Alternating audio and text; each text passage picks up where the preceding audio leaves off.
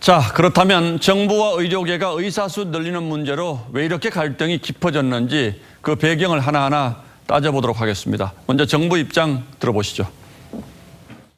맹장 수술도 먼 길을 넘어 대도시 큰 병원을 찾아가야 하는 문제들을 해결하겠습니다.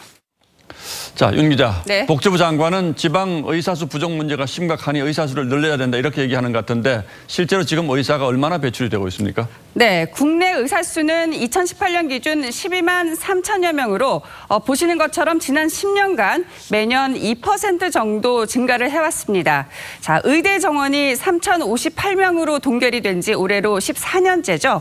현행 체계라면 앞으로 10년 동안 의사 3만 580명이 배출됩니다. 자, 정부는 여기에 4,000명을 더 배출해 이 가운데 3,000명은 의무적으로 10년간 지역 근무를 시킨다는 계획을 갖고 있죠.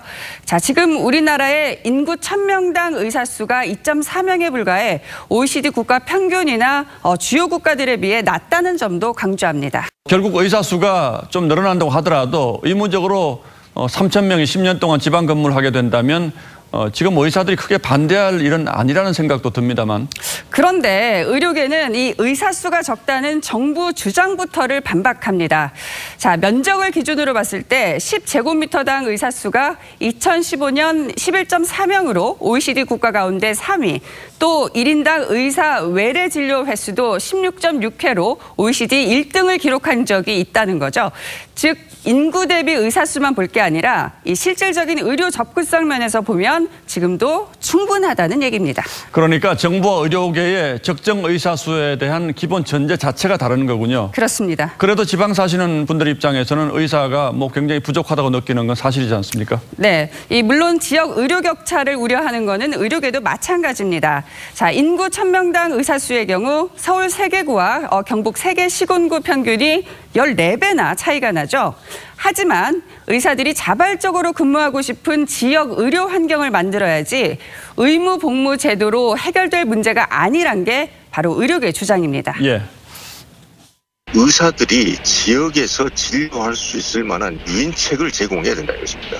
적절한 지역에서 가산 수가라든지 우호적인 조건들을 제시를 해서 지역병원 회피 현상을 막기 위해서 지역병원의 의료 수가를 좀 올려주면 되지 않느냐 이런 주장도 있죠. 네, 그런 주장도 있습니다. 그런데 그것도 간단한 문제가 아닙니다. 자, 의료 수가라고 하면 환자로부터 받는 돈, 즉 환자 본인 부담금과 건강보험공단으로 받는 돈을 합친 금액을 말하죠.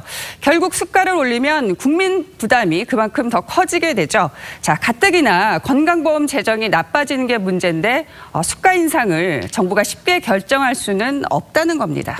코로나 사태 때 정부와 의사협회 감정이 좀 상했던 것도 이런 갈등의 요인이 된 건 아닌지 모르겠습니다만 어쨌든 서로가 허심탄회하게 이번 기회에 대화를 좀 해서 전화위복의 계기로 삼았으면 합니다. 네.